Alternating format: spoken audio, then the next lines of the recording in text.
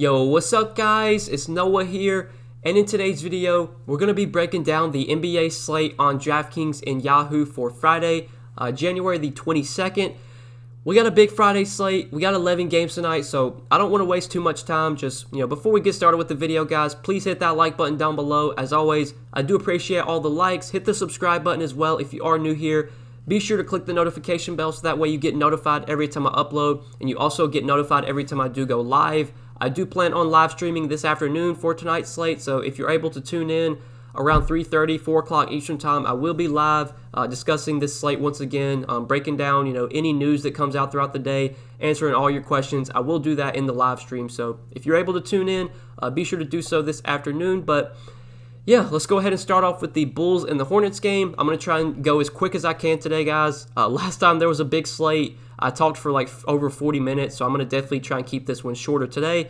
But starting off on the Bulls side in this game, the Bulls are actually a pretty appealing team today. We do have a big injury here. Wendell Carter Jr. is listed as doubtful. He is not expected to play, so we're going to have some potential value from the Bulls that we will discuss in a second. But obviously at the top, you got Zach LaVine, Kobe White. These guys I think are definitely in play. It is a pretty good matchup. The Hornets are not a very fast-paced team, but they're not that good of a defensive team either. White and LaVine on this slate are probably more tournament plays. They're going to be lower-owned options you can consider in tournaments, but obviously both of them have upside. I think White's probably my favorite given the pricing, given that he's only $7K, whereas LaVine's still expensive at $9,500. I think there's some other guys I'd rather play in his price range. Lauri Markkanen I do have some interest in at $6,600. With Wendell Carter doubtful, not expected to play, I think we will see Lauri Markkanen get some playing time at center. That should be beneficial for him. He should be more productive when he plays at center. He should see his rebounding numbers get a little bit of a boost as well. I am expecting Daniel Gafford to start, but when Gafford's off the floor, you could see Markkanen play like backup 5 when Gafford's off. So at $6,600 against the Hornets team that's always been pretty bad defending bigs. I actually do like Lauri Markkanen quite a bit. I like him on Yahoo too. He's pretty affordable over there. I think he's like $24 on Yahoo, so you could target him there. But the main interest I have from the Bulls today is Daniel Gafford. So I am assuming that Daniel Gafford starts in place of Wendell Carter, and if that's the case, at $3,100 on DK, he looks like one of the best value plays on the slate right now. Gafford is a pretty productive player when he gets minutes. So far, in just his bench role this year, he's averaged about a fantasy point per minute. I would assume that if he does start today, he probably gets at least 23, 25 minutes, maybe even more.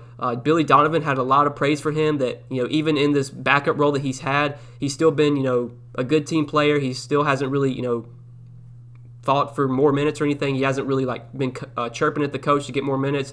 He's just kind of accepted his role. But now that Wendell Carter is not expected to play, we should get more minutes from Gafford. He should be productive when he's on the floor. He's a guy that can score, he can rebound, he can block shots. At $3,100, he is a top value play today if he starts in place of Wendell Carter. So really like Gafford from the Bulls. I think he's definitely my favorite guy overall to target, from this team. But moving on to the Hornets side, really appealing matchup for these Hornets guys going up against the Bulls. The Bulls are playing at a really fast pace this year. They're towards the top of the league in pace.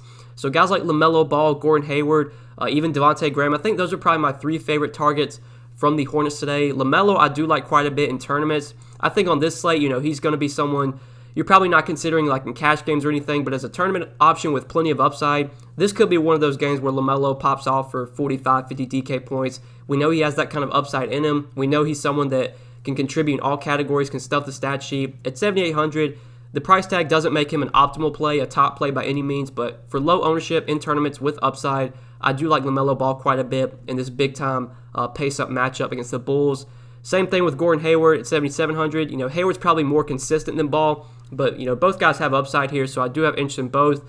And then Devontae Graham, his price is down to $6,200. I still like him at his price tag. Finally saw him have a really good game last time out against Toronto. 20 points, 5 rebounds, 7 assists, 1 steal, finished with 40 DK points. Now he gets a really good matchup against the fast-paced Bulls team at $6,200. I think Devontae Graham, another guy you can consider in tournaments, does have some upside here. So from the Hornets side, I do like LaMelo, Gordon Hayward, Devontae Graham. I think those are my 3 favorite overall targets from the team. Cody Zeller is expected to play today. He's expected to make his not his debut, but he's expected to make his return. I don't really know how many minutes he plays. He's been out for almost a month. He played 19 minutes in their season opener against Cleveland. I believe he got hurt in that game. My best guess is he probably sees some sort of a minutes restriction, maybe I don't know, but maybe he'll play like 20, 22 minutes. If there's no minutes restriction on Cody Zeller at 3,500, he could be a value play you consider, but it's still, I probably would rather target Daniel Gafford on the other side at 3,100. But that really does it for this game. Now moving on to the next one, this is another pretty appealing game where we have some injuries. We'll start off on the Houston side where there are injuries today. Christian Wood has already been ruled out, while John Wall and Daniel House both remain out as well. So with Christian Wood out, we're going to talk about DeMarcus Cousins, who looks like a great option on the slate at center as well. But starting off with Victor Oladipo at 8K on this slate, I don't think Oladipo is going to be a core play for me, but he is still someone I do want to have exposure to. The usage, the opportunity, it's just going to continue to be there while John Wall remains out. Last game against Phoenix, he shot the ball terribly in that game, and he still had 44 DraftKings points, 22 points, 5 rebounds, 6 assists, 1 block, 3 steals. Oladipo is a guy that can just stuff the stat sheet. He's been productive so far through 2 games with the Rockets. He should continue to be able to produce while John Wall remains out. When he's on the floor, he's going to be the primary ball handler. The offense is going to run through Oladipo. Against a Pistons team that's not good defensively, I do have interest in Oladipo today at 8K. I really like Eric Gordon. I think at 5,700, Eric Gordon is still a guy I have a good amount of interest in. I have played him both of the last 2 slates, and he hasn't had, great games, just 30 and 28 DK points, but the opportunity continues to be there. He's took 17 and 20 shots over his last 2 games. He hasn't really been able to contribute much with the peripherals, which is a little concerning, but he's getting the opportunity to take 15 to 20 shots with no John Wall, no Christian Wood as well.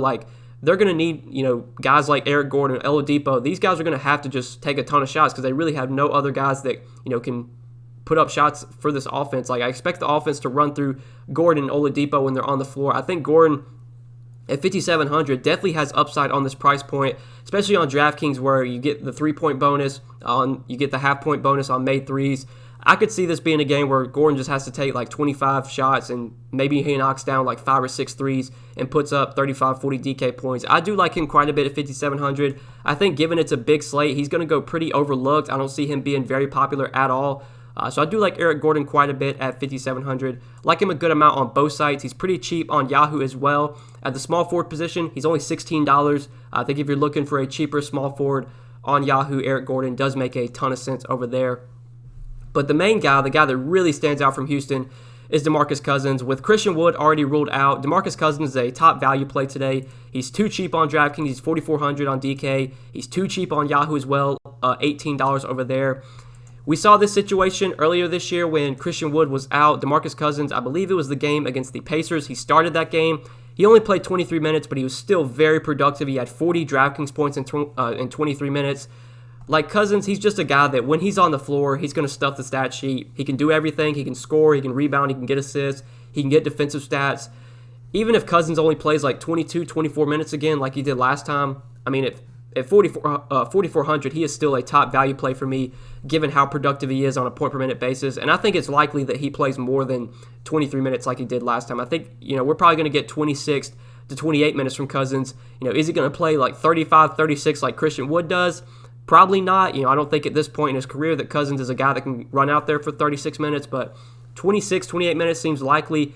And at 4,400, he should easily be able to pay off this price tag as long as he, doesn't get in foul trouble or he doesn't get ejected, which is always a concern with DeMarcus Cousins. But he's a top value play. He's too cheap. DraftKings didn't adjust his price for Christian Wood being out. So love DeMarcus Cousins. Really like Eric Gordon and Oladipo as well. Those are the main guys that I'm looking to target from Houston. Now, moving on to Detroit.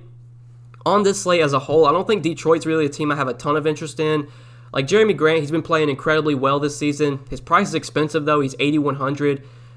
I just can't. I'll have maybe a little exposure to Grant if I'm playing, maybe 20 lineups. Maybe I'll have him in one lineup out of 20, but don't expect Grant to be someone I have a ton of exposure to.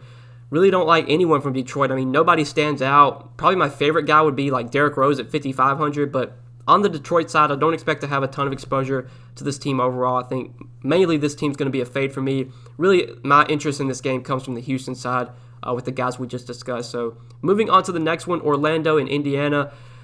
Orlando, they're starting to get healthy again. Evan Fournier is back. Michael Carter-Williams is still questionable, but that really doesn't affect too much. With Evan Fournier back, this team, sure you could play Vooch, sure you could play Aaron Gordon, but neither one of those guys stands out as top options here in a pretty bad matchup against the Pacers. I just don't really like anyone on the Orlando side today. Not going to be a team I get much exposure to at all. if I'm going to target somebody, it would be Vooch and it would be Aaron Gordon. But like I said, neither one stands out as top options for me. Don't really have any interest in Ross or Fournier or Cole Anthony. Just not a ton of interest in Orlando. And on the Pacers side, I mean, it's kind of the same thing. Like, this game as a whole just isn't very appealing. Miles Turner is questionable, so I guess if he remains out, then sure, you could play Sabonis. Sure, you could play Malcolm Brogdon. But, like, they don't look like top options either. I mean, Sabonis is really expensive. Brogdon's over $8K. McDermott, he's been starting in place of Miles Turner, but, he's up to $5K now. So, like, really this game as a whole, just Orlando, Indiana, this doesn't feel like a game I want to have much exposure to. I think, there's a couple guys like the studs, the Sabonis, the Brogdons, the Vooches, the Aaron Gordons. Like, you can play those guys basically any slate, but this doesn't feel like one where I'm going to be going out of my way to really target anyone from this game. So, let's go ahead and move on to the next one, Brooklyn and Cleveland. We got a rematch here. We saw this game played on Wednesday.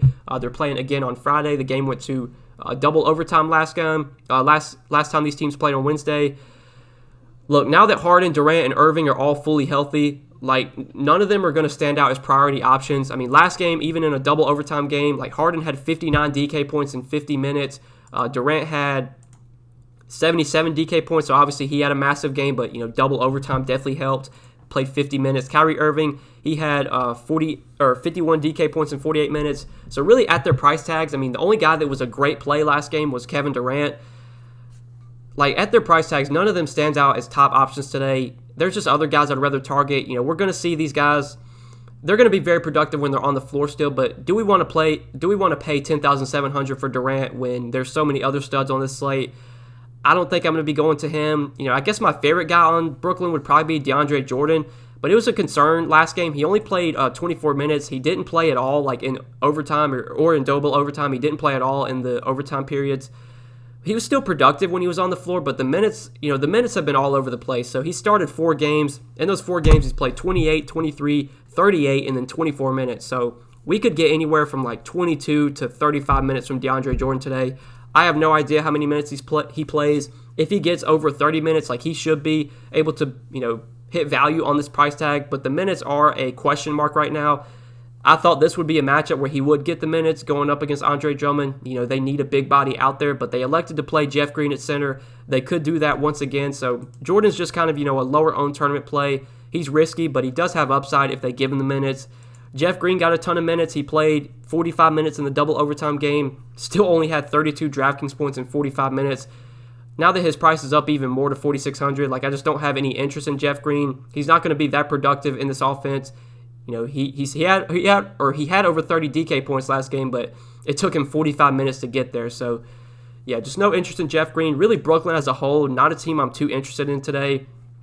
Sure, you could pay up for Harden or Durant or Irving, but none of those 3 guys really stand out as core stud plays when there's so many other guys I'd rather pay for on the slate.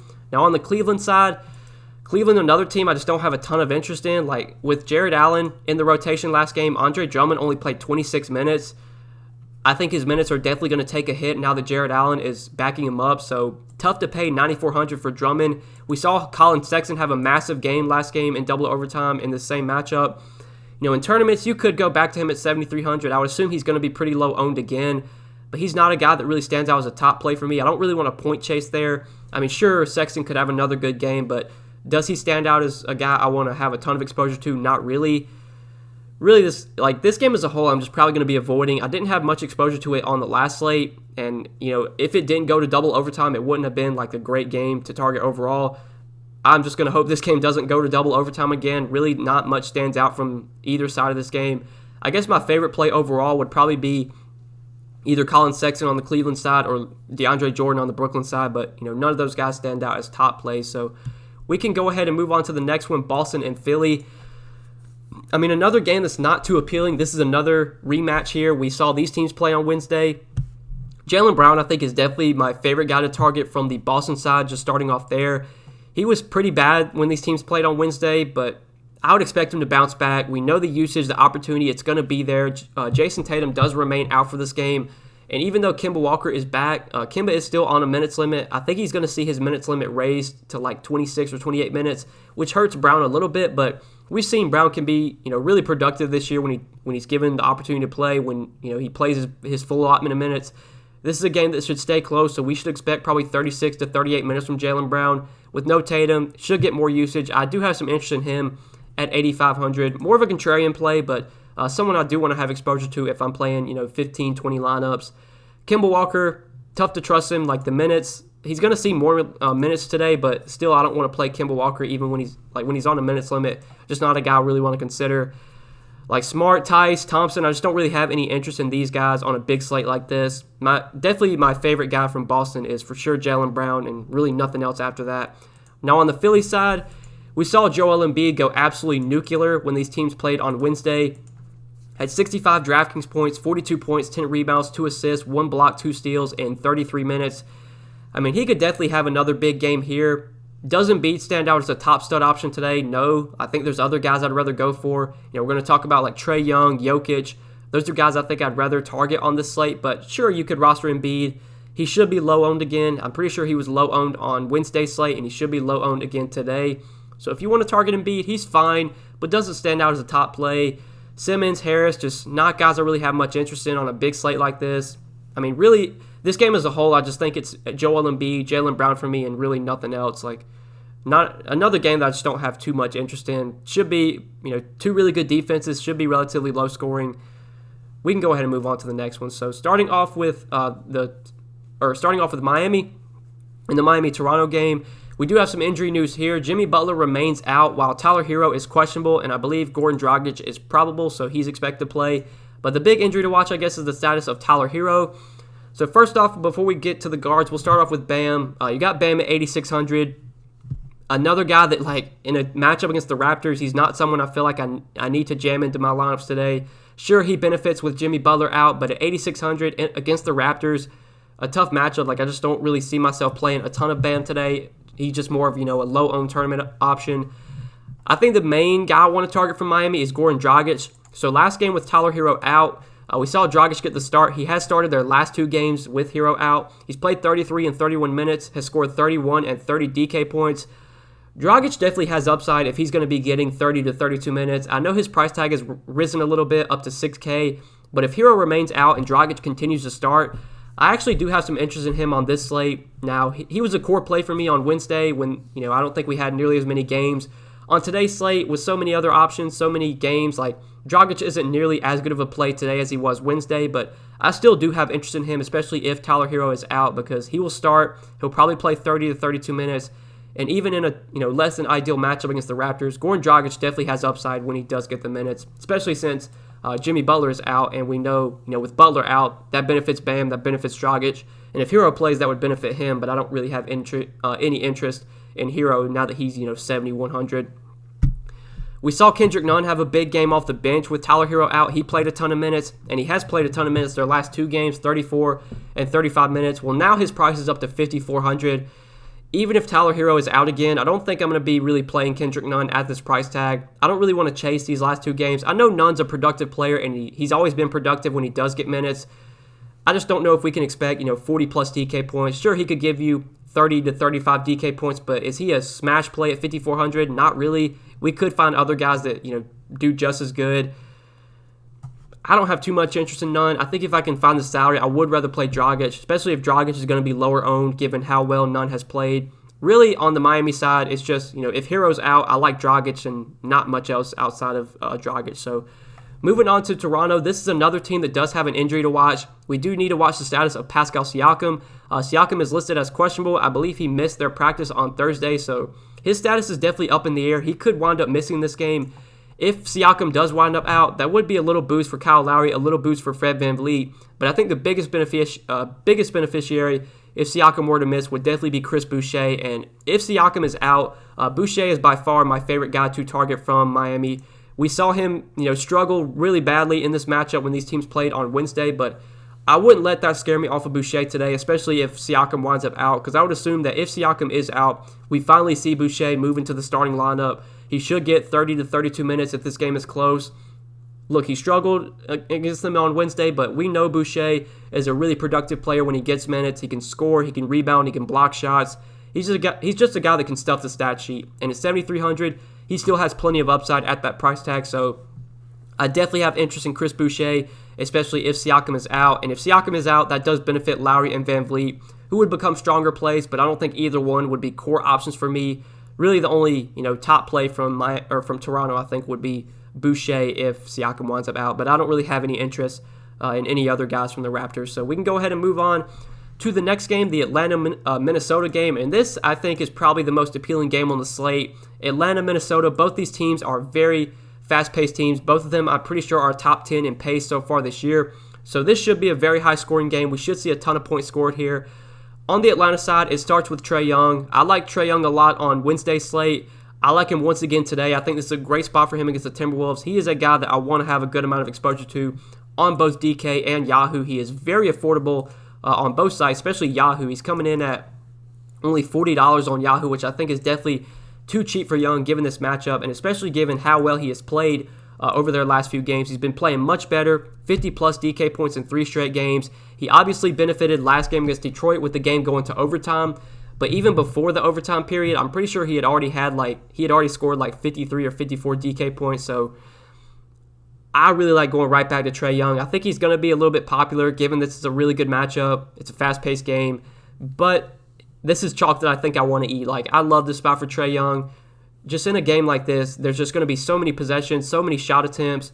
It should be very high scoring. It should stay close. We saw these teams play, I believe it was Sunday or Monday of last week, and Trae Young did have 55 DK points in 32 minutes against this same Timberwolves team. I could see him putting up a repeat performance today, if not better. I like going right back to Trae Young. He's definitely one of my favorite pay-up options overall on the slate.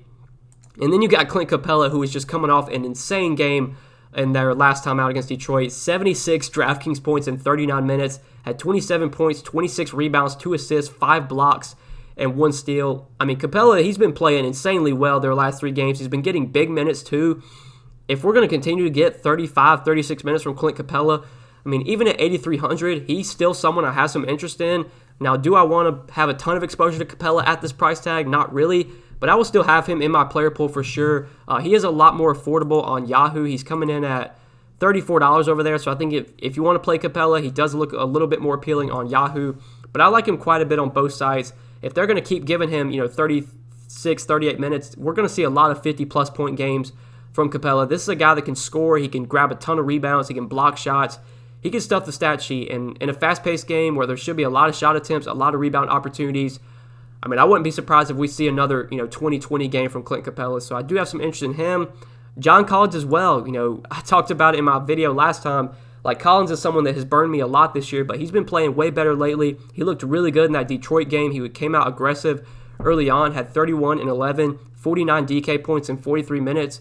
Good matchup here against Minnesota, fast-paced game. Like, really, I just want to have a lot of exposure to this game. So, Young, Capella, Collins, I think they all look like very appealing plays today. I have a good amount of interest in all 3 of those top guys. We do need to watch the status of DeAndre Hunter and Cam Reddish. Both of them missed last game. We saw Kevin Huerter move into the starting lineup with both of them out. Huerter was 9,500 on the last slate, and obviously his price is fixed today. He's back to 5,900. I think if Hunter and Reddish are both out again, we can definitely look to Kevin Huerter at 5,900. The minutes will be there in the starting lineup. He should get more opportunity to get shots up, to be more productive. He's a guy that can be somewhat productive when he does get minutes, and in a fast-paced game like this, in a game where he did have a lot of success against Minnesota the last time they played, I could see getting some exposure to Kevin Huerter if Hunter and Reddish are out again. But if Hunter and Reddish both play, I really don't see much interest in the secondary pieces from Atlanta. It'll mainly be just Collins, Young, and Capella for me on the Atlanta side. So I think that kind of does it for Atlanta.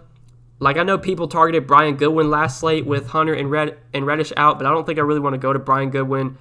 Don't really want to go to any of these value options. Even Solomon Hill. Like, Solomon Hill started last game in place of Hunter. He played 40 minutes. He still only had 17 fantasy points. Like, Solomon Hill just doesn't give you much upside. There's so many other guys I'd rather target. So we'll go ahead and move on to the Minnesota side. There's really not a ton of injuries to talk about for Minnesota outside of the fact that Karl-Anthony Towns remains out, Ricky Rubio remains out, and Juancho Hernan-Gomez remains out as well. It starts with D'Angelo Russell on the Minnesota side. This is someone that's definitely been a headache to roster this year, but this is a great spot for him against the Hawks. We saw him have a ton of success against the Hawks when they played on Monday. 56 DK points in 32 minutes.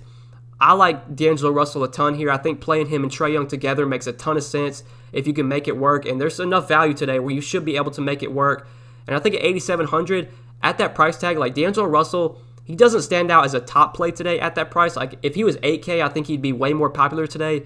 But given that he's close to 9K, I think Russell might go a bit overlooked on this slate, even in a really good matchup. So I do like him a lot at 8,700, and I like playing him and Trae Young together. I just think this game has so much shootout potential, should be very high scoring. You could get big games from a lot of guys here. So really like Russell at 8,700. Like him on Yahoo. He's cheap over there. He's $33. He's still very affordable on Yahoo, and I will definitely have a ton of lineups on Yahoo where I play Young and Russell together. We know Russell is going to dominate the usage while Towns remains out. The opportunity will be there. I like him a lot at 8,700. Malik Beasley I think is fine as well at 6,900.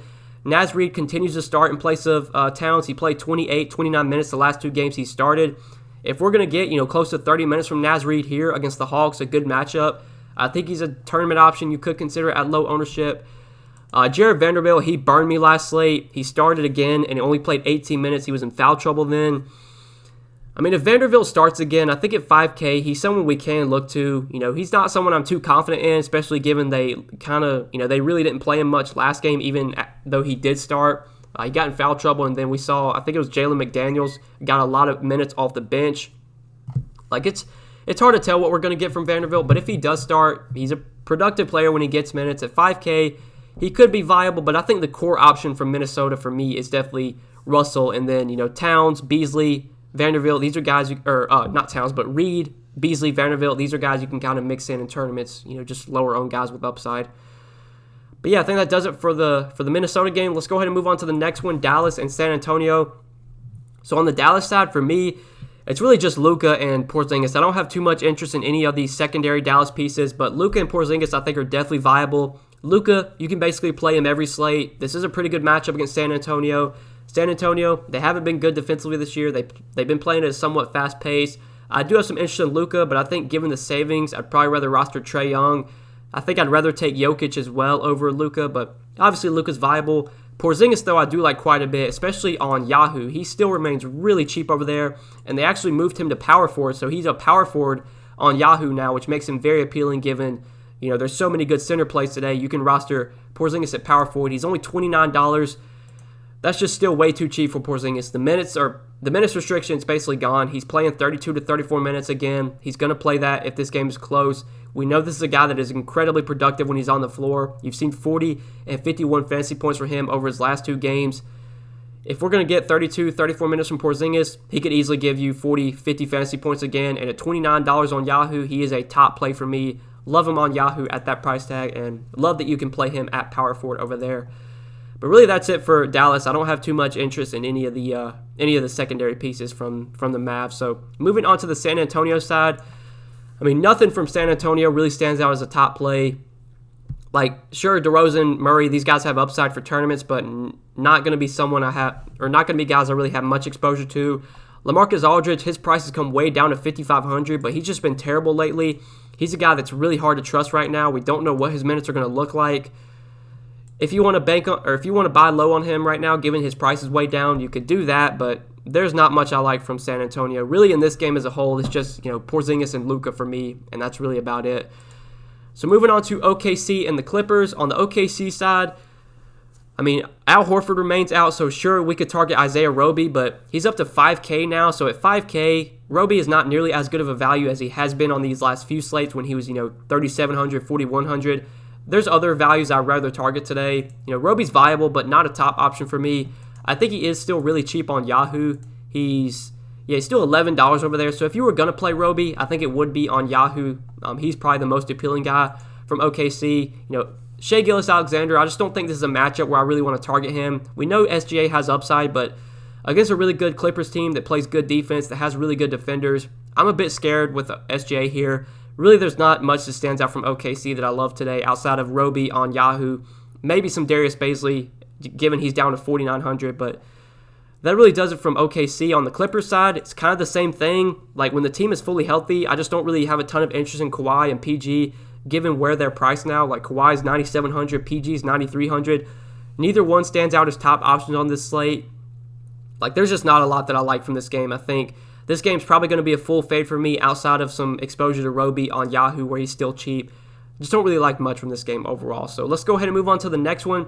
Denver and Phoenix. On the Denver side, I mean, for me, it's really just Jokic and Murray. Like, I don't really have any interest in any of these secondary options. Michael Porter Jr. could be back for this game, which would obviously hurt the value of Will Barton, so you really can't go to him if MPJ plays. But Jokic, you could definitely look to on this slate. There's plenty of value, although, you know, some of the good value today does come at center, which sucks. There's plenty of value to where you can definitely fit in Jokic on this slate, and anytime I can get Jokic in my lineups, I'm totally fine with that. He's been one of the best producers so far this season. He's arguably been the number one fantasy, you know, scorer so far this year. I'm pretty sure he has been on a, you know, fantasy points per game kind of basis, averaging over 60 DK points per game. He's expensive, 11K, but this is a big slate. We already have a good amount of value. You should be able to get in Jokic, and I'm not worried about the Suns or DeAndre Ayton really slowing him down. You know, although the Suns do play good defense and they play at a slow pace, I still like Jokic just given the massive upside he has on a nightly basis.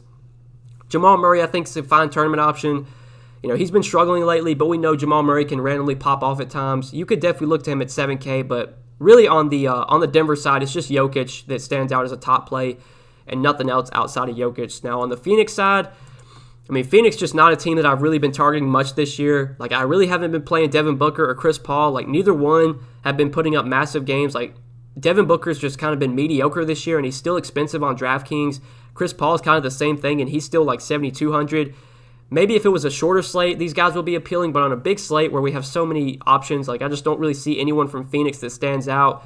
Outside of maybe DeAndre Ayton, like, DeAndre Ayton's been playing a lot better lately. He's been really productive. 44 and 62 DK points their last two games. He's been playing big minutes as well. Tough matchup against Jokic. Definitely a matchup where he could maybe get in some foul trouble, but if we're going to get 35, 36 minutes from Ayton, he could definitely put up, you know, 45, 50 DK points. So I don't mind him. Really, the centers, I think, are the most appealing targets for me. So Jokic and Ayton in this game are my two favorite targets, and not much else outside of those two guys. Now, moving on to the last game of the night, the Knicks and the Kings.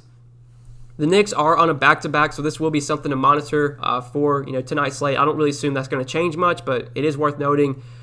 On the Knicks side, I think Julius Randle stands out as by far, you know, the most appealing option here. Great matchup against the Kings. The Kings have been terrible defensively this year. They're allowing a ton of points. I'm pretty sure they are allowing the most points so far this season. They're playing at a pretty fast pace as well. So it is a great spot for the Knicks. I do like Randle at 9,100. We know the upside that Julius Randle has. He's a dude that just stuffs the stat sheet. He's going to play a ton of minutes if it's a close game. I have interest in him, but not much else outside of, you know, Randle. I want to see how many minutes Alec Burks plays. Like, if Alec Burks plays a good amount of minutes on Thursday in his first game back from injury, then he could maybe be someone you target at 5,100.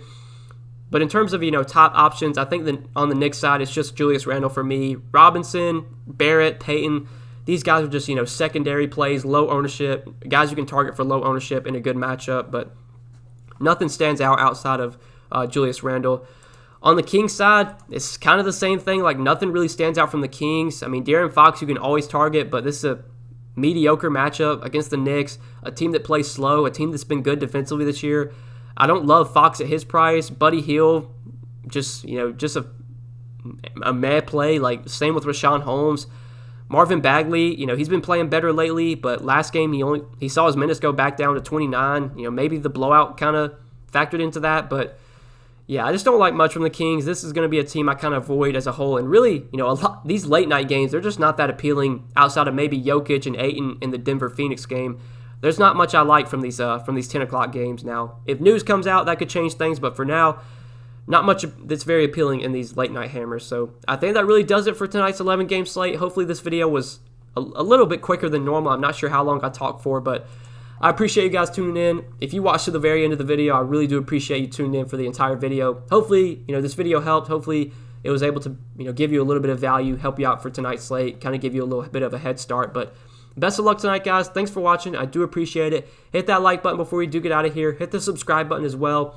Be sure to click that notification bell so that way you do get notified every time I upload. You'll never miss out on any of my new videos, and you'll also get notified every time I do go live. And like I said at the beginning of the video, I do plan on going live for tonight's slate sometime in the afternoon on Friday. So if you're able to tune in to the live stream, I would suggest you do so. I can answer all your questions, and we can talk through the slate together once again in the afternoon. But best of luck tonight, guys. Thanks for watching. I hope you enjoyed the video. We'll see you in the next one. Good luck. Peace.